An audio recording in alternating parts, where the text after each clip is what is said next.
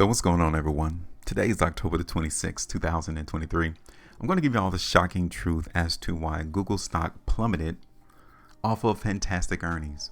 You ready for it? Are you sure? Are you ready to hear this? Okay, cool. The reason why Google stock plummeted is because the market doesn't pay attention to the earnings. Say what? Yeah, of course. The market doesn't care about the earnings. Many people have led you astray to think that earnings is very important in Google or in any other stock. If the market perceived that the fantastic earnings that Google released was good, then your mind would say, well, of course, the price should have gone higher. What would make you try to draw that connection? What would make you even think that? Look at this. Here's the earnings right here. So they reported $1.55 earnings per share, right? The estimate was $1.45, a surprise of 6.26%. Look at the revenue that they reported, almost $77 billion. The estimate was $76 billion. $737 million up. So question again. Have you ever thought that maybe the ones who create the estimate is wrong?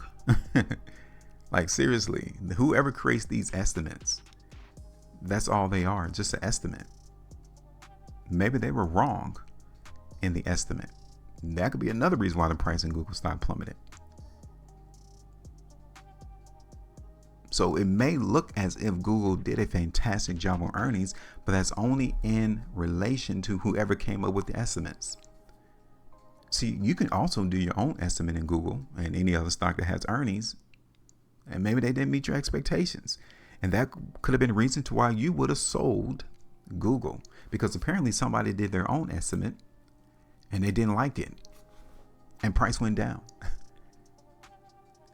So I don't know who is at the head of creating these estimates, but if you are your own business, you don't take someone else's information and try to formulate it and think of, okay, what can I do with this? You do your own research, right? And this is what these big hedge funds and banking institutions do. They don't rely on these Wall Street analysts, especially somebody that's in competition with them.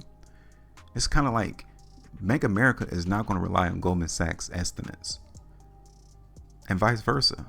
Goldman Sachs is not going to rely on Wells Fargo's estimates about Google stock, about their earnings. They have their own estimates in-house. But for some reason, they think retail should not know any better. Why not do your own estimate? Think about it. Stand on your own 2 feet. I think that we are now in the day and time to where information is readily available. And if you would have saw on your own in the particular research that Google stock didn't meet it, you would have sold too. Somebody sold because it didn't meet their expectations. Now, I did a price prediction in Google not that long ago, right here. And I was still telling you that I was looking for the price to go higher, and it did, right here. The market in Google topped out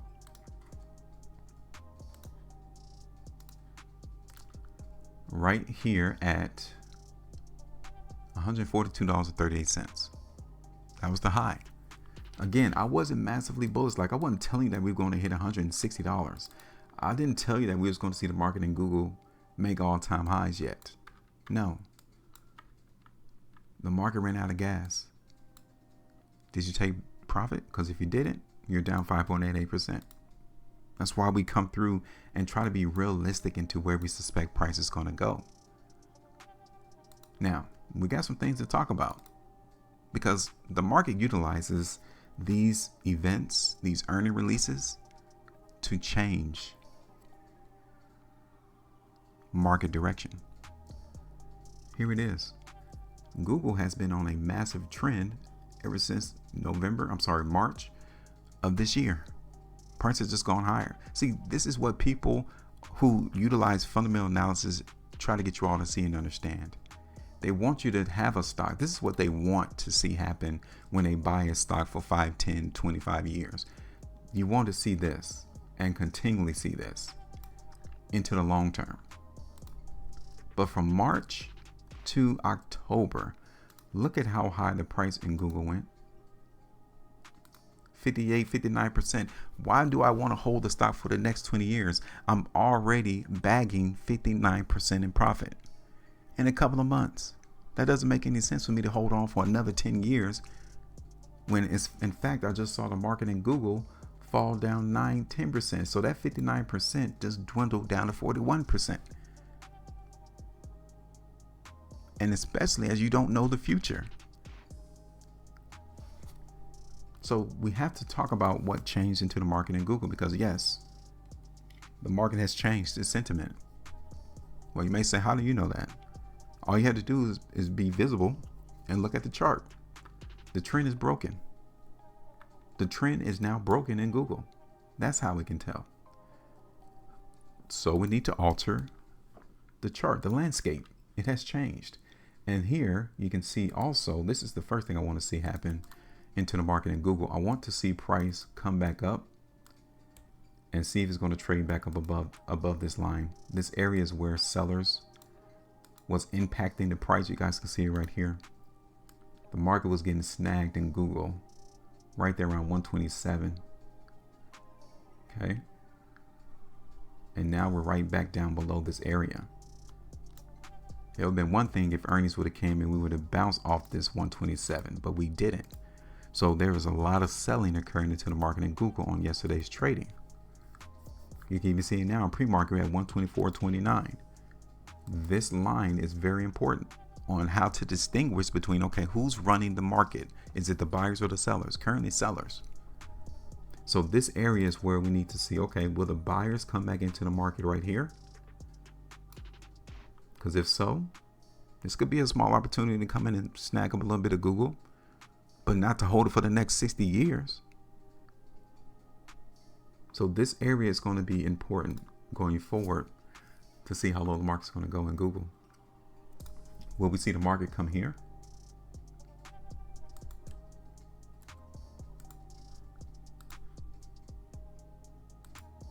For support? Will the market in Google hit support here?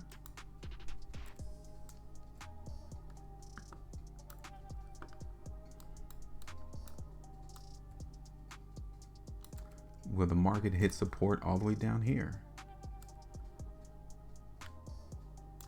What do you think? Let's take a look at the market on a different time frame. 2-day time frame. We have 8 hours and 47 minutes left. If the market in Google gives us an indicator of weakness right here at the conclusion of today, and we close at the very bottom of today's 2-day price bar, then yeah, we need to see price continue to go down. Here it is on the 3. Are you bullish or bearish? Take a look at Google on the 5. Look at this 5-day price bar. Now this 5-day price bar is freshly printed. Now take a look at it. That one 5-day price bar has erased all of the work and effort that the buyers did here. All of the work that those buyers did just to move the market higher in Google is gone, wiped away in one 5-day bar. That's crazy. That's asinine. You don't get that anywhere. When you see that happen, something has changed.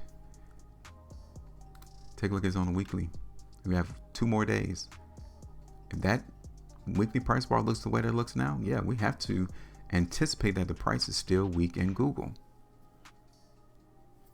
Now, I know many of you may say, oh, come in and buy the dip, buy the dip, buy the dip. No, the market's already telling you this is not that time yet. You want to buy a stock when it stops dipping because you don't know when it's going to stop.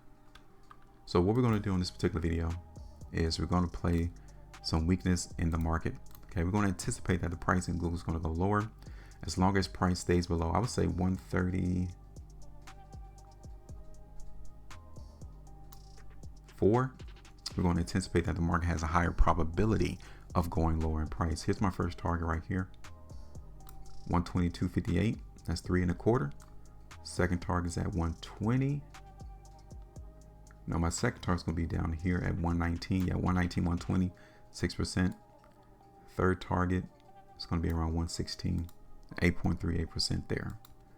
Okay, now my main focus is, like I said, right here.